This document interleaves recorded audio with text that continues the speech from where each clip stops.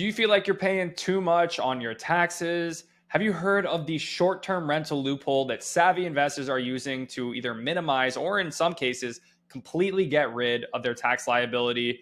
Do you know why now is the best time ever, the most opportunistic time to take advantage of some of these tax loopholes, so to speak? Well, I'm going to dive in today and I'm actually going to show you a real example and try to calculate how much buying a rental property, specifically for short-term rentals, can save you on your taxes. And I'm also going to kind of explain you some of the inner workings here. So what I'm going to do is I'm going to find a property. So don't mind me. I'm going to just make myself a little bit smaller so you can see the screen. And I'm going to I found this random property in the Smoky Mountains, which a lot of investors like the Smokies for short-term rentals. They like the cabins. So I copied that share link.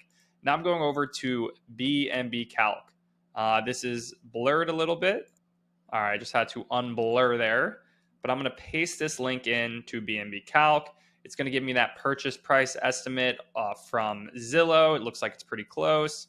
And I'm going to just put in the beds, baths information, how many this sleeps. BNBCalc is a super, super helpful tool for investors for running the numbers and figuring out potential profit.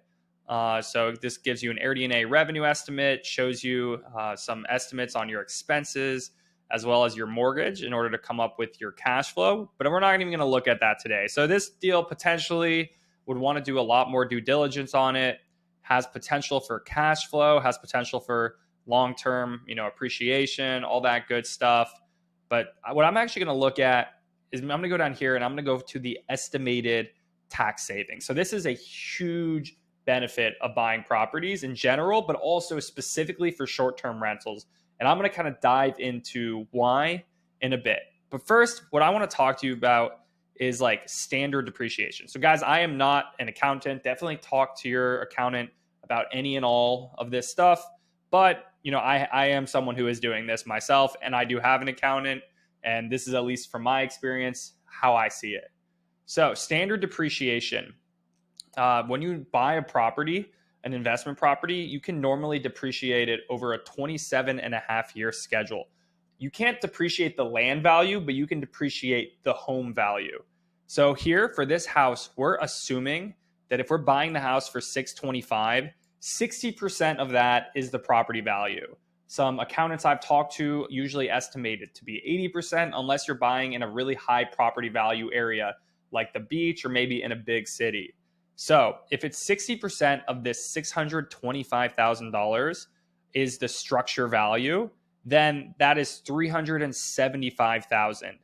The US government says that you can essentially show a loss each year for owning this property over a 27.5-year schedule. That's known as normal depreciation or standard depreciation.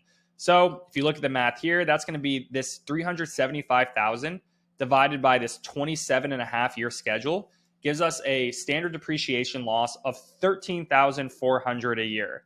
So, it's pretty, if you look at this, year 1, year 2, year 3, year 4, year 5, all the way to year 30, the total tax deductions you're taking each year are pretty similar, especially the first 5 years. And then down the line, they get lower. And the reason for that is because your interest goes lower. If you take out a loan, you're going to show a lot of interest, which you can write off interest as a deductible expense in year 1. But every year, based off amortization schedules, you're actually paying less and less interest and you're getting more and more principal. So that's reflected here. But again, standard depreciation, you're getting this $13,600 phantom loss. No matter if the property makes profit, you can still show this loss here of $13,600 and write it off against it. However, what we're going to do is talk about bonus depreciation. The way you do bonus depreciation, or the way that you qualify for it, is you do what's known as a cost segregation study. So a cost segregation study is essentially you'll take your home and instead of just having it as one entity or one structure that's depreciated over a 27.5-year schedule, someone's actually going to come in. They're going to break apart your house into doors, windows, the roof, the floor, the paint, and they're going to come up with unique values and unique unique depreciation periods for each item. So you might have a third of your home or something, or actually the accountants I've talked to generally assume that you can put 30 to 40% of the home. So again, of the actual structure itself, you can put that on a 5-year schedule. So of this $375,000, again, 40% of that is something that normally you can, instead of doing a 27 and a half year, you can do in 5 years. So that's what's called accelerated depreciation.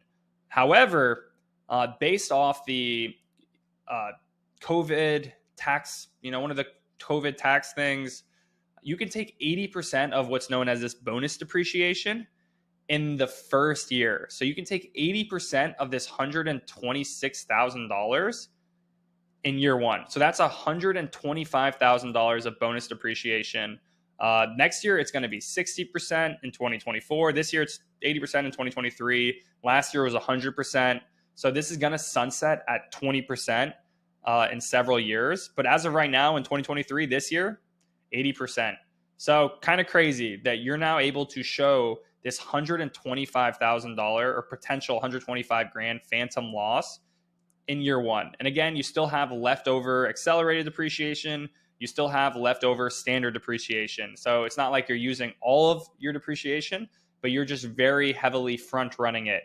So again, and this is shown here, that bonus depreciation in year one is going to be 125 grand. So do you guys see how that just skewed and showed a massive loss or a massive tax deduction in year one? Whereas before with standard, it was only 66,000. Now with bonus, it's 196,000, guys. That is crazy. So if that's something that you guys want to do to, feel like you're paying too much in taxes, you definitely want to make sure that you can qualify. So this deduction here, you can write off against your other things. There's tons of articles online. One of the aspects is you need to manage the properties via active participation, but definitely check with an accountant. Make sure you qualify and all that jazz. But crazy, guys. We just took what was here, what was a pretty consistent 66, 65 grand deduction a year, and then we just literally bonused it, where that first year it's almost $200,000. So pretty ridiculous. Let me know what you guys think in the comments. If you guys want to get access to this tool, you can get a 7-day free trial, BNBCalc.com. So I hope you guys like it, and happy hunting. And I hope you guys find a property that helps you in your taxes and helps you grow